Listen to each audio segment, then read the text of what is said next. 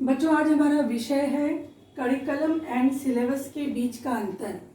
प्रायः विद्यार्थी थोड़े भ्रमित होते हैं इन दोनों ही शब्द के बीच और उन्हें लगता है कि दोनों का अर्थ एक ही है, तात्पर्य एक ही है।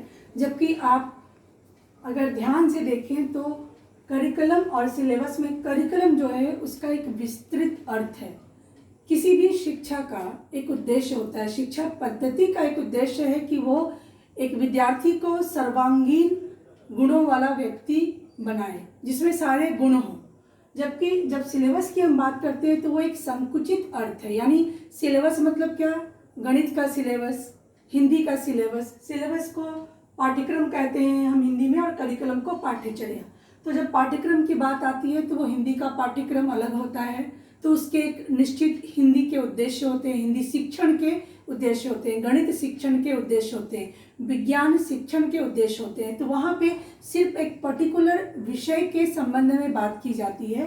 जबकि हम अगर करिकुलम की बात करें तो वहाँ शिक्षा का उद्देश्य जो है वो विस्तृत तौर पर लिया जाता है कि शिक्षा का उद्देश्य सिर्फ उसे गणित में माहिर बनाना या सिर्फ उसे हिंदी में माहिर बनाना नहीं है, बल्कि उसे एक संपूर्ण व्यक्ति बनाना, एक संतुलित सोच वाला व्यक्ति बनाना है। तो कक्षा के बाहर जो कुछ भी है वो सभी करिकुलम के अंतर्गत आता है। आप विद्यालय में प्रवेश करती हैं, प्रार्थना करती हैं, उसके बाद सुविचार होता है, समाचार वाचन होता है, आप कक्षा में जाती हैं, वहाँ विषयों के बारे में जानकारी मिलती है आपको।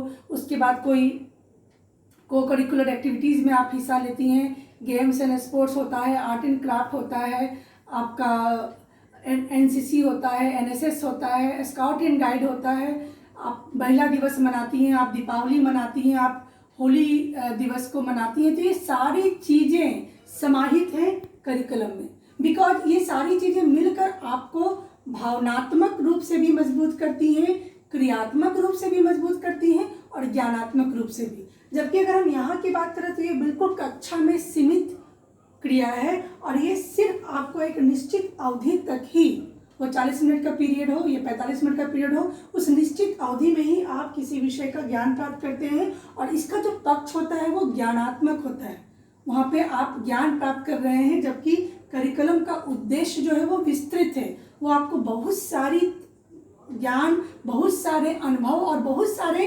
तरीकों से आपको मनुष्य बनाने में मदद करता है। मैंने बताया पहले ही कि ये व्यापक अर्थ है और इसका उद्देश्य भी व्यापक है। इसका उद्देश्य है कि आगे चलकर जो बालक है वो 10वीं कक्षा पास करके जब निकलेगा तो वो समाज के लिए कितना संतुलित व्यक्तित्व वाला व्यक्ति होगा, देश के लिए एक आदर्श और सभ्य नागरिक होगा या नहीं होगा। तो इसका उद्देश्य बहुत व्यापक है, जबकि इसका उद्देश्य संकुचित है। हिंदी शिक्षक के लिए उसका उद्देश्य वही है कि वो जो पढ़ा रहा है उसमें बालक एक अच्छा अंक अर्जित करे। शिक्षा के निर्धारित उद्देश्यों की प्राप्ति करता है ये। करिकुलम की जब हम बात करें तो इसके अलग अलग बोर्ड होते हैं, जैसे जैक बोर्ड हो सकता है, यूपी बोर्ड हो सकता है, बिहार बोर्ड हो सकता है। तो ये वहाँ से निर्देशित किया जाता है कि आपके लिए शिक्षा के मापदंड, शिक्षा का मिशन और विज़न क्या होगा। और कभी कभी जो संस्था है वो संस्था भी अपना मिशन और विज़न तैयार करती है, जबकि सिलेबस में ऐसा कुछ भी नहीं होता है।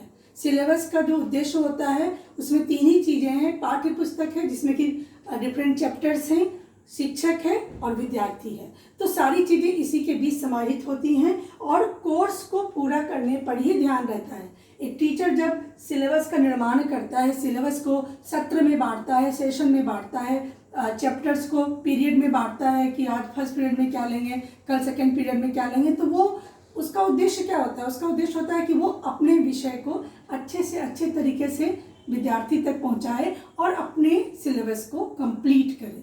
जबकि करिकुलम संकुचित अर्थ नहीं है, वो एक विस्तृत उद्देश्य लेकर शैक्षणिक मानदंडों के अनुसार काम करता है और उसके अंतर्गत सारे विषय समाहित होते हैं। सारे विषय के उद्देश्यों की पूर्ति के लिए करिकुलम होता है। तो शिक्षा के जो भी उद्देश्य निर्धारित किए गए हैं हमारे प्रशासन की तरफ से, हमारे सरकार की तरफ से, उस विशेष विद्यालय के प्रबंधन की तरफ से, वो सारा कुछ उसमें समाहित होता है। तभी आप देखते हैं कि किसी विशेष विद्यालय में किसी एक्टिविटी को बहुत महत्वपूर्ण माना जाता है, दूसरे विद्यालय में वो एक्टिविटी नहीं बल्कि किसी और एक्टिविटी को महत्वपूर्ण माना जाता है। तो वो डिफर करता है, वो अलग अलग हो सकता है विद्यालय और संस्थान के सोच के अनुसार, उसके मिशन और विजन के अनुसार, उसके उद्देश्य के अनुसार। तो और भी कुछ पॉइंट्स हैं जो मैं आपको कक्षा में एक्सप्लेन करूंगी। और यहाँ पे करिकुलम और सिलेबस को ये मानकर चलिए कि करिकुलम एक वृहद रूप है और सिलेबस इसका एक पार्ट है। सिलेबस को उसका एक हम अंग मानते हैं। धन्यवाद।